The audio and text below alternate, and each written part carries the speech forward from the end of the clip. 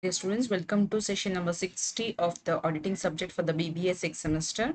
The topic which will be discussed in this session is professional misconduct um, on the part of the auditor.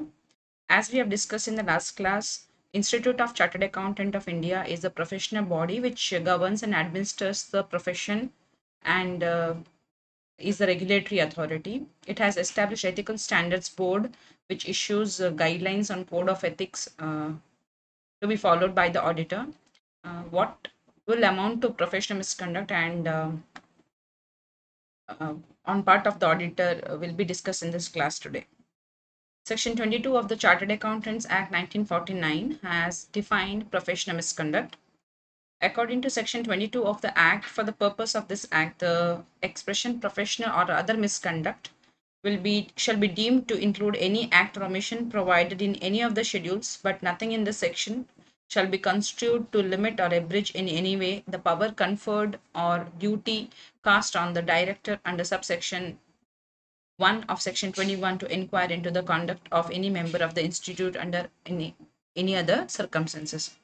Section 22 of the Chartered Accountant Act deals with um, the professional or other misconduct definition. It says if there is any act or omission which is provided in the schedules, um, if it's violated and it draws the attention or draws the power on the director discipline under section 21 subsection 1, so that it leads to inquiry into the conduct of any member of the institute or any other circumstances. So a member is liable to disciplinary action under section 21 of the Chartered Accountants Act if he is found guilty of any professional or other misconduct. If he is found guilty, then he has to bear the consequences of the of such act as per the professional misconduct, the rules applicable for professional misconduct. Now let us understand one by one the various clauses under which the professional misconduct can be proved, or can be told that a chartered accountant or an auditor has got into professional misconduct. First of all, clause 1. Clause 1 deals with the name.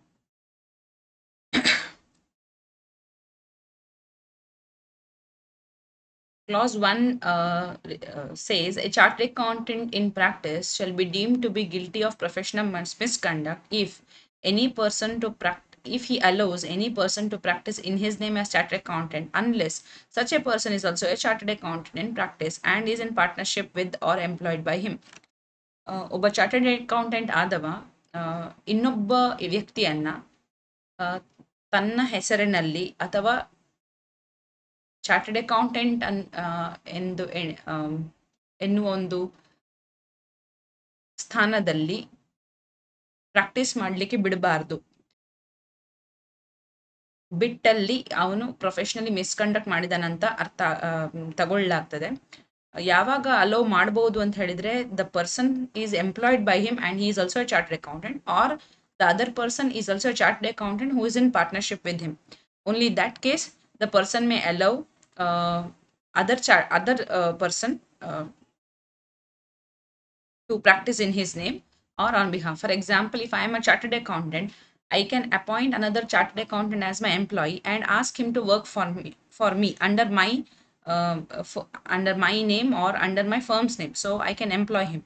But if the person whom I have employed is not a chartered accountant, but I allow him to practice as if he's a chartered accountant, then it will be a misconduct on my part. So the provisions of this clause prevents any unqualified accountant to misuse the name or take shelter under the cover of a qualified member of a Institute of Chartered Accountants of India.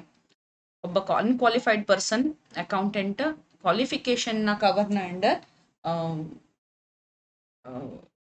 ಅಂದ್ರೆ ಬೇರೆ ಒಬ್ಬ chart accountant ನ ಕವರ್ನ under ಕೆಲಸ ಮಾಡೋದನ್ನ ಇದು prevent ಮಾಡುತ್ತೆ. Then comes clause 2.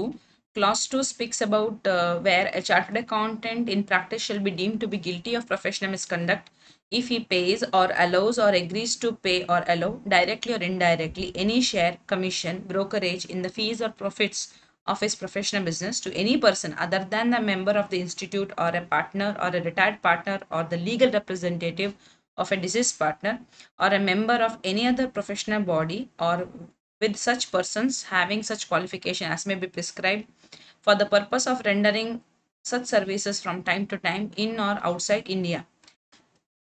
So this particular clause deals with the prohibition where a member cannot is not allowed to share his fees directly or indirectly with any non-member. So that means he can share his fees with the member for the services they have given. But if a chartered accountant hires or utilizes the services of a non-member for exchange of or for sharing of his fees and services, then it will be treated as an misconduct. So he cannot share. Other professionals here means members of Institute of Chartered Accountants, sorry, Cost Accountants, Company Secretaries, Bar Council of India, Indian Institute of Architects, Institute of Actuaries of India. These can be considered as professional body. They, if they are the members of such bodies, then he can share the service fees. But however, if the person has entered into a partnership with the person for rendering his professional services and the person is not a member of a professional body or a member of the institute, in that case then this will be an offense on his part, so it will become a professional misconduct. Then comes clause 3. Clause 3 ಹೇಳುತ್ತೆ a member of institute cannot share any fees, brokerage, commission earned by a non-member. ಒಬ್ಬ ನಾನ್ ಮೆಂಬರ್ನ ಕೆಲಸ ಮತ್ತು services ನ ರಿಸಿಪ್ಟ್ಸ್ಗಳಲ್ಲಿ member ಆದವ share ತಗೋಬಾರ್ದು. He should not take the undue advantage of his position as the auditor of the client. ಒಬ್ಬ ಕ್ಲೈಂಟ್ನ auditor ಆದ ಪಕ್ಷದಿಂದ ಬೇರೆ ಇಂಡಿವಿಜುವಲ್ಸ್ ಅಥವಾ ಬೇರೆ ಮೆಂಬರ್ಸ್ ಅಥವಾ ಬೇರೆ ಆರ್ಗನೈಸೇಷನ್ಸ್ನ ಎಕ್ಸ್ಪರ್ಟ್ಸ್ ಗಳ ಫೀಸ್ ನಲ್ಲಿ ಇವನು ಶೇರ್ ತಗೋಬಾರ್ದು. So neither he will share his fees with the non member nor he will take the undue advantage of somebody else or and seek some share in the fees or brokerage from a non-member. He can take the share of the fees provided he has given services to another co-member or a fellow member of the institute.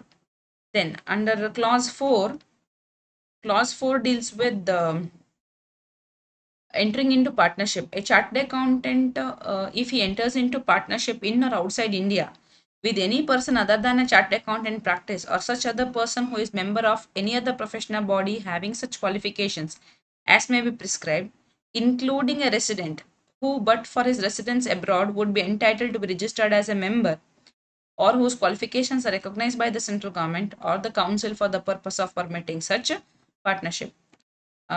Here it means that a chartered accountant in practice cannot take any other person as partner unless such person is also a chartered accountant in practice. So in case if he is entering into partnership abroad, such person shall have the eligibility criteria of being member of such professional body had he been in India. So ಯಾರೊಟ್ಟಿಗೆ practice ಮಾಡಬಹುದು?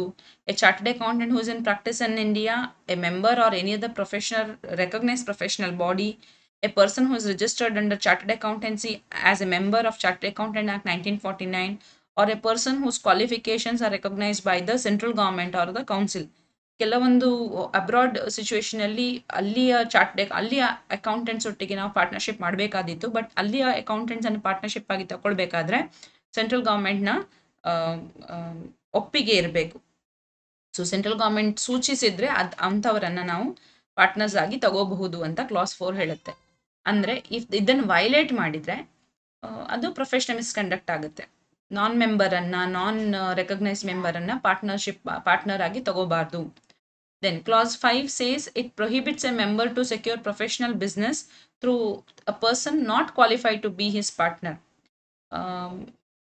That is through a non-member. ಯಾರು non member ಆಗಿರ್ತಾರೋ ಅಥವಾ ನಾನ್ partner ಆಗ್ಲಿಕ್ಕೆ ಅರ್ಹತೆ ಇಲ್ಲದಿರ್ತದೋ ಅಂಥವರ ಮುಖಾಂತರ professional business ಅನ್ನ ಪಡ್ಕೊಳ್ಳುವಂತಹ ಕೆಲಸವನ್ನ ಮಾಡಿದ್ರೆ ಅದು ಪ್ರೊಫೆಷನಲ್ ಮಿಸ್ಕಂಡಕ್ಟ್ ಆಗುತ್ತೆ. He is not permitted to adopt such means and practices which are not open to a chartered accountant for securing business. For example board ಹಾಕೊಳ್ಳೋದು, we are the leading chartered accountants ಅಂತ, ಅದು ತಪ್ಪಾಗುತ್ತೆ. It prohibits all forms of canvassing directly or indirectly for securing business. So professional business ಹೆಚ್ಚಿಸಿಕೊಳ್ಳಿಕ್ಕೆ non chartered accountant ಮುಖಾಂತರ ಯಾವುದೇ services ಅನ್ನ ಹೆಚ್ಚಿಸಿಕೊಳ್ಳುವಂಥ ಪ್ರಯತ್ನವನ್ನ ಮಾಡಿದ್ದಲ್ಲಿ, ಅಥವಾ ಯಾವುದಾದ್ರೂ ಅಡ್ವರ್ಟೈಸ್ಮೆಂಟ್ಸ್ಗಳನ್ನು ಅಥವಾ ತನ್ನ ಪ್ರೊಫೆಷನ್ನ ಬಗ್ಗೆ ಯಾವುದೋ ಒಂದು ಏನು ಹೇಳ್ತಾರೆ ನ್ಯೂಸ್ ಅನ್ನು ಸ್ಪ್ರೆಡ್ ಮಾಡುವಂಥದ್ದು ಅಥವಾ ಹೆಚ್ಚಿನ ಕ್ಯಾನ್ವಾಸಿಂಗ್ ಅನ್ನು ಮಾಡುವಂಥದ್ದು ಮಾಡಬಾರ್ದು ಅಂತ. Then class 6 says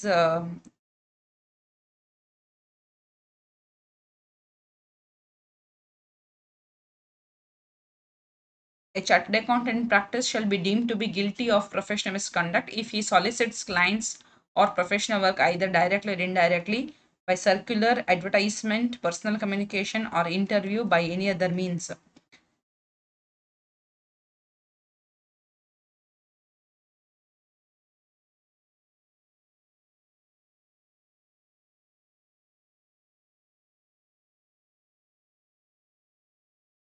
So he cannot interview people or keep on contacting people, sending circulars just to ensure that he secures more professional work. He cannot engage in such activities.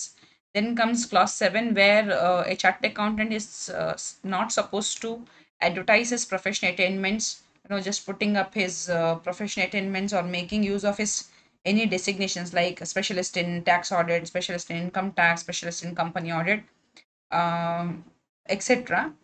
So that it does not advertise him in person, but he is allowed to do certain things like putting up a board in for his office in black and white. These are allowed. So certain except for those which have been permitted by the institute, he shall not make any such representations which will violate the clause number 6. Next one is about clause number 7. Clause number 7, it speaks about advertising attainments or using designation.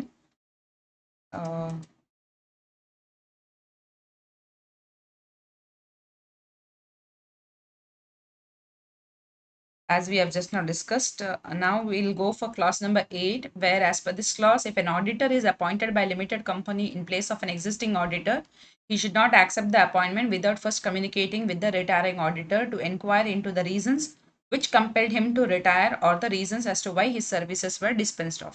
We have discussed about this particular matter when we discussed about the appointment of an auditor or a subsequent auditor.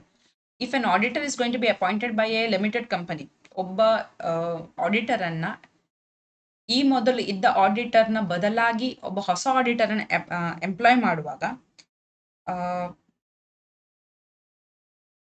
ಇದ್ದಂತಹ ಮೊದಲಿನ auditor ಹತ್ರ ಮಾತನಾಡದೆ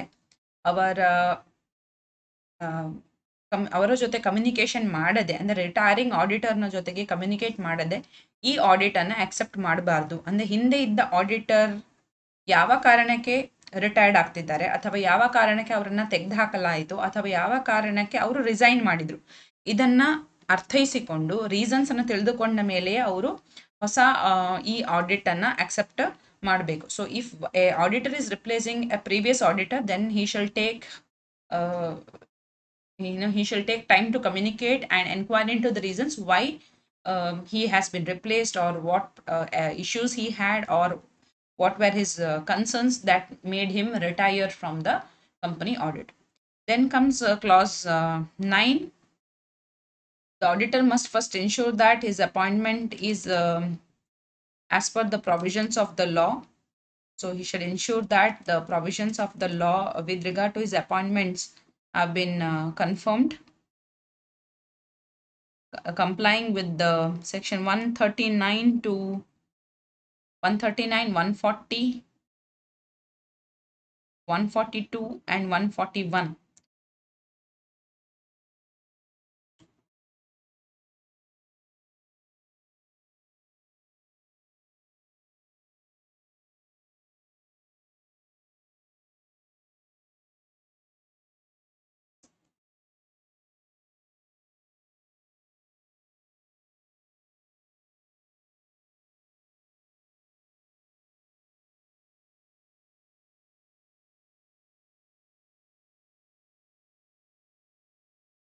So he shall ensure that the sections of which deal with the appointment, reappointment,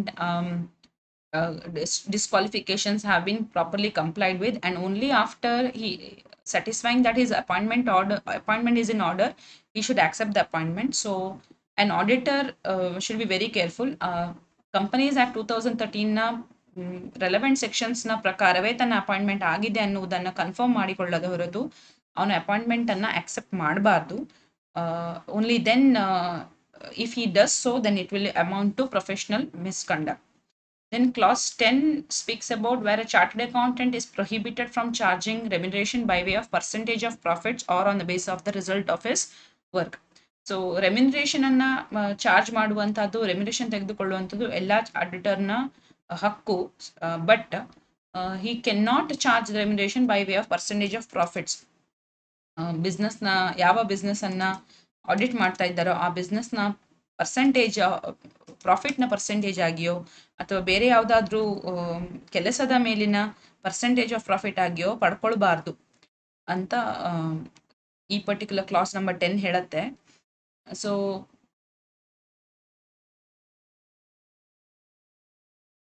but there are cases where he is in some of the circumstances, like in case of a receiver liquidator, the fees may be charged as percentage of realization.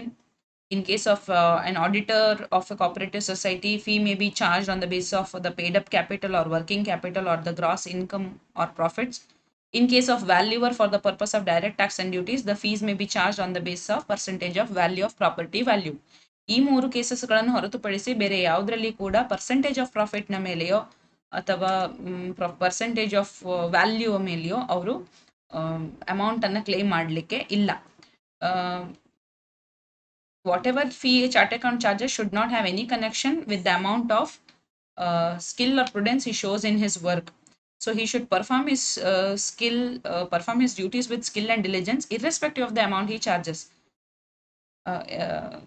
So it is immaterial what is the amount of fees paid, but he has to apply his due diligence and skill irrespective of the amount which has been paid to him. ತಾನು ಮಾಡುವ ಕೆಲಸಕ್ಕೂ ಮತ್ತು charge ಮಾಡೋ ಫೀಸಿಗೂ ಯಾವುದೇ ರೀತಿಯ ಹೊಂದಾಣಿಕೆ ಆಗಬೇಕು ಅನ್ನೋ ಒಂದು ಎಕ್ಸ್ಪೆಕ್ಟೇಷನ್ ಅನ್ನ ಚಾರ್ಟರ್ಡ್ ಅಕೌಂಟೆಂಟ್ ಇಟ್ಕೋಬಾರ್ದು. So in this, there was a case RB Basu versus PK Mukherjee where the chartered accountant had charged fees at some percentage of expected relief. So ಕಂಪನಿಗೆ ಆಗಬಹುದಾದಂಥ ಲಾಭದ ಮೇಲೆ ಒಂದು ಫೀಸ್ ಅನ್ನು ಚಾರ್ಜ್ ಮಾಡ್ತಾರೆ. So in that case the auditor was held guilty of the charge. Then comes clause number 11, which prohibits him from engaging himself into any other trade or business other than that of a chartered accountant. Once an auditor is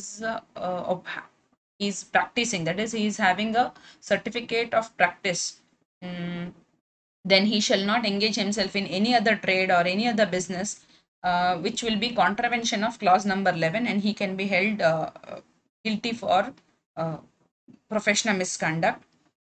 For example, if he wants to continue as a chartered accountant, he cannot he may be a good financial advisor, but financial advisor agi personal agi irಬಹುದು, but he cannot professionally represent himself as a financial advisor to mutual fund companies, etc. Then clause number 12 prohibits a member from accepting a position held by another member under conditions which may amount to undercutting. So professional competence is good, but it should not be cutthroat competition. ಒಬ್ಬ professional ಆಗಿ ಇನ್ನೊಂದು professional ಮೆಂಬರ್ನ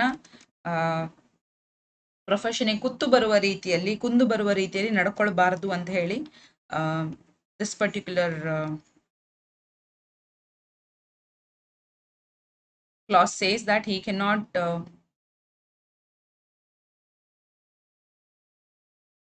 do it in case if it is undercutting other person's profession.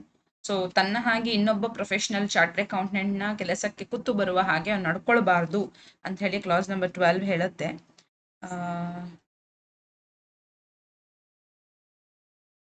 And he shall not allow other persons who is not a member of the institute or a member to sign on his behalf or on balance sheet in his professional capacity. ಬೇರೆಯವರು ತನ್ನ ಪರವಾಗಿ sign ಮಾಡುವುದನ್ನ ಮಾಡಬಾರ್ದು if he is not having the professional capacity. So he shall not allow others to sign on his behalf on the financial statements. But then there are many other schedules, like second schedule regarding professional misconduct applicable to a chart accountant, regarding disclosure of clients information, reporting without examination, accuracy or of the forecast, then disclosure of substantial interest, disclosure of material facts, material misstatements, due diligence, obtaining insufficient information, not obtaining sufficient information, um, if there is a generally accepted audit procedure not being followed and not taking action about it, then about money of clients, dealing with money of clients other than fees or remuneration meant to be paid to him. All these things are professional misconduct as per the uh, rules issued by the uh, ICAI. So these are few things. There are many other things. As I told you, Ethical Standard Board of Chartered Accountant of India decides on the ethics and decides upon moral, uh, morals or principles to be followed by the chartered accountant. The Institute of Chartered Accountant also prescribes different clauses under which a chartered accountant can be held guilty for professional misconduct. So, a auditor has to be very careful about his performance, his professional performance, as he is always under continuous watch. So, he needs to take care of the ethics as well as he needs to take care of the clauses under which he may be booked for professional misconduct. With this, we come to the end of this particular session, and also the this being the 60th session, this is the last session for the auditing subject. Thank you for your listening. Do well in your examinations. All the best. Thank you.